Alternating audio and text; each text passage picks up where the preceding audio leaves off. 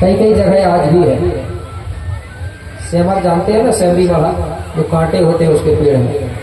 हर गोलों के घर के पीछे सेमर का पेड़ होता था और एक उमर का पेड़ होता था, तो या बड़ा मतलब डूमर का पेड़। लेकिन ये आज मुझे दिखते नहीं है कि है किसी के घर में आज सेमर का पेड़ है। ताली बजाओ भाई, बचा के रखे हैं। सेमर के पेड़ में बड़ा पावर होता है। सेमर के पेड़ के नीचे बैठ करके अगर किसी चीज को पढ़ा जाता है तो जल्दी याद होती है, ऐसा उसका ऑक्सीजन है। और पहले के हमारे जो भूमिका गुरु होते थे वो सेमर के पेड़ के ही नीचे पढ़ाते थे, जिसको गोठूर बोलते थे। वही हमारा गोठूर केंद्र है, सेमर का पेड़। लेकिन हमारे लोगों ने शायद भागवत सुने होंगे, इसलिए आज सेमर के पेड़ नहीं है, क्योंकि सेमर के पेड़ में कांटे होते हैं ना। और दूसरे धर्म ग्रंथों में ये लिखा है, बोले घर के किनारे कांटे वाले पेड़ नहीं होना चाहिए। गोंड लोगों ने सोचे कि यार हमारे घर में कांटे वाला सेमर का पेड़ है, तो ये गुरु जी कह रहे हैं ऐसा को होता है। हो सकता है ये धर्म से कई लोगों ने काट के भी अलग कर दिया होंगे। और मुझे तो ऐसा लग रहा है कि हम जिस चीज को मानते हैं उसी का विरोध किया गया है ग्रंथों में, लिख के किए हैं लोगों ने। किए है कि नहीं विरोध? गीता में लिखा है कि नहीं लिखा है? बोले व्रत उपवास के दिन महुआ के पेड़ के नीचे नहीं जाना चाहिए, पूरा फल नष्ट हो जाता है। जबकि महुआ के पेड़ के बिना गोड़ों का काम नहीं होता है। नहीं होता कि नहीं? अरे सुमरनी में स्पष्ट लिखा है, साल साज में सात्विक पूजा फिर महुआ में जाए, और धूप दीप को या फूल चढ़ावे तो सुख संपत्ति घरे आए। ये गोंड कह रहा है, गोंड का इतिहास कह रहा है। और दूसरे इतिहास कह रहा है महुआ का पेड़ शुभ है। बात किसकी मानोगे आप? कुछ लोग कहते हैं हम उस धर्म को भी मानेंगे और इसको भी मानेंगे। तो कैसे मानोगे? कोई भी एक ही तरफ पर रहना पड़ेगा ना, तभी होगा काम। क्योंकि वो महुआ का फूल को अशुद्ध बता रहा है और गोंडी संस्कृति शुद्ध बता रहा है। अब कैसे मानोगे? किसकी बात मानोगे? तो महुआ का पेड़ हमारे में पूजनीय है और उसका विरोध किया गया। डूमर का पेड़ हमारे में पूजनीय है। जब शादी ब्याह होती है तो डूमर के एक डाली भली लाओ, मगर उसके पत्ते डालना पड़ता है। और उसी को कह रहे हैं कि उमर के पेड़ के नीचे जाओगे तो पूरा फल नष्ट हो जाएगा। डूमर के नीचे जाओगे। और कहानी बना दिया, नरसिंह भगवान ने किया तो किया। ठीक है। तो मेरे भाई, हमको दूसरे की नहीं, हमारे इतिहास की मानना है। तो सेमर का पेड़ था रानी के घर के पीछे और एक डूमर का पेड़ था। वो दोनों के पेड़ों की छाया हो रही थी। तो रानी हिरमा ने अपने बेटा कोपार को वही दोनों पेड़ों के बीच में सुला दिया और घर के अंदर जाके काम करने लगी। धीरे धीरे सूर्यदेव निकला तो धीरे धीरे जब सीधा ऊपर आया तो कोपार बाबा को घाम लगने लगी, धूप। और रानी भूल गई, वो तो काम में लगी है घर के अंदर। अब कोपार बाबा को जब धूप लगने लगी तो कोपार बाबा अपने मुंह को इधर उधर लटका रहा था, बचने की कोशिश कर रहा था, लेकिन धूप से बच नहीं पाया। उस समय भी प्रकृति की ऐसी कृपा हुई बड़ादेव की कि अचानक एक बभीटा से दिल से काला नाग आया। कहा? जहां कोपार बाबा सो रहा था वहां। और आकर के अपने फन को ऐसा फैलाया छाता जैसे, तो कोपार बाबा के ऊपर ऐसा करके छाया करने लगा नाग देवता। अब कोपार बाबा उस नाग देवता की सुंदर छाया में सो रहा है आराम से। और रानी हिरमा कोपार बेटा की याद भूल गई, वो भी घर के अंदर काम में व्यस्त है। कुछ देर के बाद में रानी को याद आई, अरे बोले मैंने तो अपने बेटा कोपार को बाहर सुला के आ गई और दोपहर हो गई, बोले मैं तो भूल गई थी। बोले तुरंत रानी घर से बाहर निकल कर देखती है तो क्या देख रही है? कोपार बाबा के ऊपर नागदेव फन फैला के छाया कर रहा है। रानी घबरा गई, चिल्लाई, क्या? देखे भोजन रानी घबराई,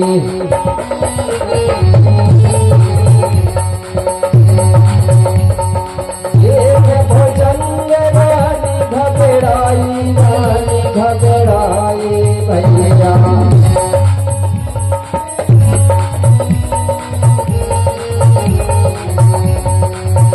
अरे जोर जोर से तब चिल्लाई,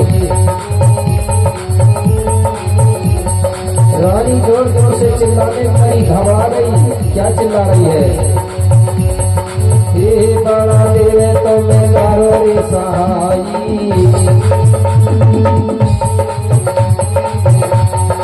ये बड़ा देवे तो मैं करो रे सहाई,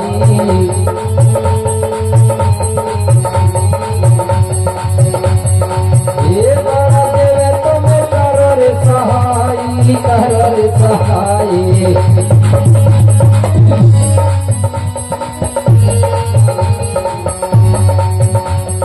लीवे ललन की जाने बचाए, लीवे ललन की जाने बचाए, लीवे ललन की जानो बचाई। रानी घबरा गई, जोर जोर से चिल्लाने लगी, हे बड़ादेव तुम करो रे सहाई, और लेव ललन की जान बचाई। जब रानी ने जोर जोर से चिल्लाई तो नागदेव ने तुरंत अपने फन को समटा और तुरंत वहां से भाग गया। इसके बाद रानी तुरंत दौड़ी और अपने बेटा कोपार को गोदी में उठा लिया और लाड़ दुलार करते हुए घर के अंदर चली गई। इस प्रकार रानी अपने बेटा को घर के अंदर खिलाने लगी, रखवाली करने लगी। इस प्रकार धीरे धीरे धीरे समय बीत रहा है। अब गोपाल बाबा दिनों दिन बड़ा हो रहा है, धीरे धीरे। कैसे? दिनों दिन बढ़ने लगा कुपारा, धीरे धीरे बड़ा हो रहा है। दिनों दिन बढ़ने लगा कुपारा, मातो पिता का आंखों का तारा,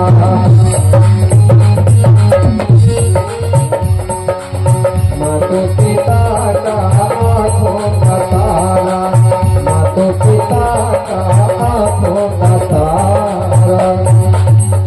कुछ दिनों में कुपार बाबा कुछ बड़ा हो गया, धीरे धीरे चलना सीख गया। जब चलने लगा तो एक दिन हिरवा रानी ने क्या किया, अपने बेटा कुपार के कमर में एक डोरा लेके घुंघरू बांध दिया। आज भी कई क्षेत्रों में आज भी हमारी बहुत समझ की महिलाएं अपने बेटा बेटियों के कमर में आज भी घुंघरू बांध देती है। तो रानी ने भी अपने बेटा गोपाल के कमर में घुंघरू बांध दिया धागा से।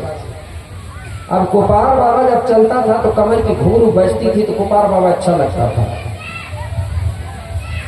रानी ने सोची कि ये घुंघरू है कम बजती है। एक दिन रानी ने गोपाल बाबा के पांव में घुंघरू वाली पायल और पहना दिया। मेरे भाई, जब गोपाल बाबा चलता था तो कमर की घुंघरू और पांव की पायल की घुंघरू छन छन करके बांटती थी। गोपाल बाबा बड़ा चंचल था, नटखटी था। पूरे पूर्व कोट के लोग गोपाल से बड़ी प्रेम करते थे क्योंकि राजा का बेटा है। कभी कभी अपनी गोदी में उठा के ले जा लेते थे अपने घर। गोपाल बाबा छूटते भागता था, कभी गिर जाता था फिर उठ के भागता था।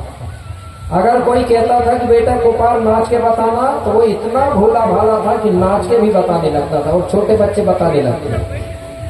कभी सामने वाले घर के आंगन में जाके खेलता था, कभी बाजू वाले घर के आंगन में खेलता था और बोली भी तोतली बोलता था तो बड़ा अच्छा लगता था। इस प्रकार से गोपाल बाबा का जो जीवन है नाचते खेलते हुए बीत रहा है। कैसे बीत रहा है, दो लाइन में आपको गीत के माध्यम से बता रहा हूँ। और हमारी जब छोटी छोटी गुड़वाना की टूरी है, गुड़वाना की राजकुमारी, वो नाच के बताएंगे, ठीक है ना। छोटे छोटे बच्चे कैसे नाचते हैं। सब लोग एक बार हमारी गुड़वाना की टूरी, गुड़वाना की राजकुमारियों के लिए ताली बजा दो कम से कम। अंगीना में तो खड़ी हो जाओ राजकुमारी जी। अंगीना में हथेली गोपाल, बाजा पे जनिया छनाना। अंगीना में हथेली गोपाल, बाजा पे जनिया छनाना।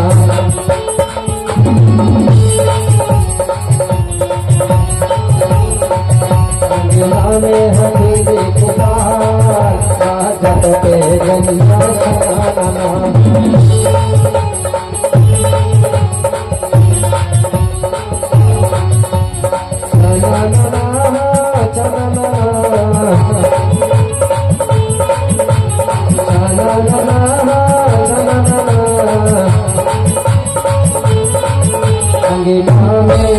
अंगना में हरी पुकार पे जनिया अंगना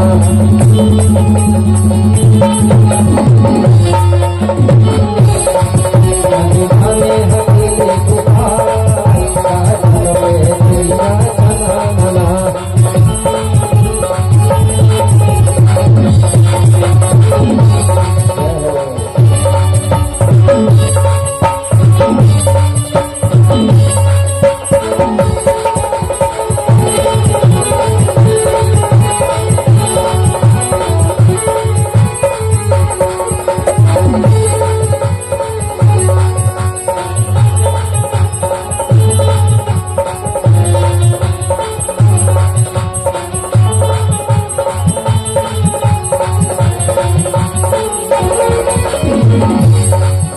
और कैसे चलता था गोपाल बाबा और कैसे खिलता था।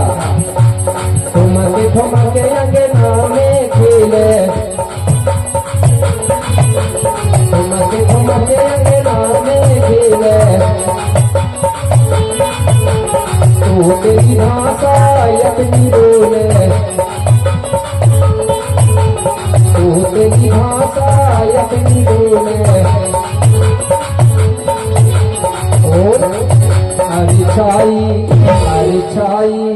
हरी छाई हाँ खुशी अपार काजल पे जनिया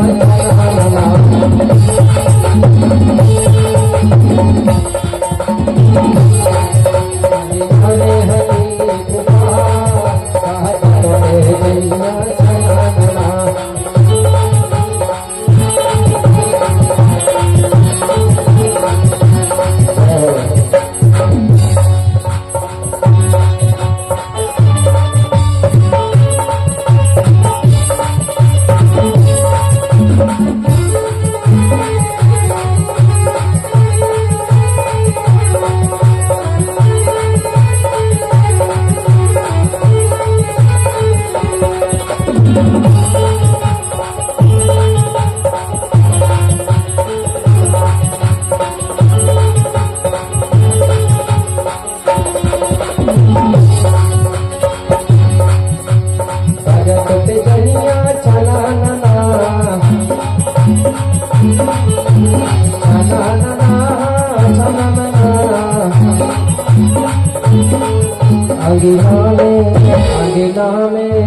अंगना में हथेली पुकार काजल पे जनिया अंगना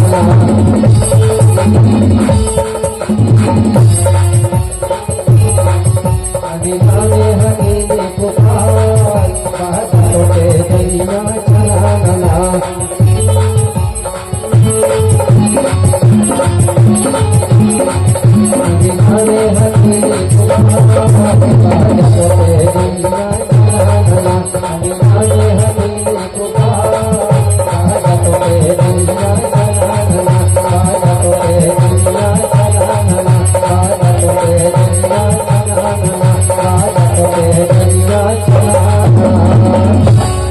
बोलिए गोपाल बाबा की। इस प्रकार से गोपाल बाबा का जो जीवन है नाचते खेलते हुए बीत रहा था। अब धीरे धीरे आगे क्या हुआ मेरे भाई वो थोड़ी देर से बताया जाएगा क्योंकि समय कह रहा है कि भाई हो चुका है। ठीक है। अब गोपाल बाबा आगे बड़ा होता है और बड़ा होने के बाद बाबा गोपाल क्या करता है एक इंटर के बाद में आपको एक गाथा सुनने को मिलेगी। आगे गोपाल बाबा सत्य और असत की खोज करने के लिए निकलेगा। कहाँ जाएगा किधर जाएगा तो आगे गाथा के माध्यम से सुनेंगे। तो 1:30 बज चुके हैं इसलिए यहाँ बीच में आपको छुट्टी दी जा रही है इंटर। तो बहुत बहुत धन्यवाद। उसके बाद में फिर आप लोग आकर अपना स्थान ग्रहण करेंगे। तब तक के लिए आप सभी को मेरी ओर से जय शिवा जय ठाकुर जय